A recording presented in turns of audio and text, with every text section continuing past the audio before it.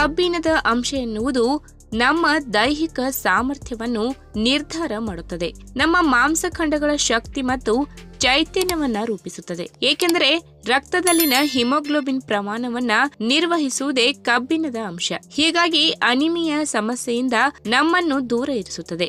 ಆದರೆ ನಾವು ಇಂದು ಸೇವನೆ ಮಾಡುತ್ತಿರುವ ಬಹುತೇಕ ಆಹಾರ ಪದಾರ್ಥಗಳು ಅನಾರೋಗ್ಯಕರವಾಗಿರುವುದರಿಂದ ನಮಗೆ ಸಿಗಬೇಕಾದ ಪೌಷ್ಟಿಕ ಸತ್ವಗಳು ಸರಿಯಾದ ರೀತಿಯಲ್ಲಿ ಸಿಗುತ್ತಿಲ್ಲ. ಸಾಕಷ್ಟು ಜನರು ಇಂತಹ ಅಪೌಷ್ಟಿಕತೆಗೆ ಹುಟ್ಟಿನಿಂದಲೂ ಗುರಿಯಾಗಿದ್ದಾರೆ. ಆದರೆ ನಾವು ಸೇವನೆ ಮಾಡುವ ಹಲವಾರು ಆರೋಗ್ಯಕರ ಪದಾರ್ಥಗಳಲ್ಲಿ ಕಬ್ಬಿಣದ ಅಂಶ ಅಪಾರ ಪ್ರಮಾಣದಲ್ಲಿ ಕಂಡುಬರುತ್ತದೆ. ಅಂತಹ ಕೆಲವು ಆಹಾರಗಳ ಬಗ್ಗೆ ಇವತ್ತಿನ ವಿಡಿಯೋ ಮುಖಾಂತರ ತಿಳಿದುಕೊಳ್ಳೋಣ. ಅದಕ್ಕಿಂತ ಮುಂಚೆ ನೀವಿನ್ನು ನನ್ನ ಚಾನೆಲ್ಗೆ ಸಬ್ಸ್ಕ್ರೈಬ್ ಆಗಿಲ್ಲ ಅಂದ್ರೆ ಪ್ಲೀಸ್ ಸಬ್ಸ್ಕ್ರೈಬ್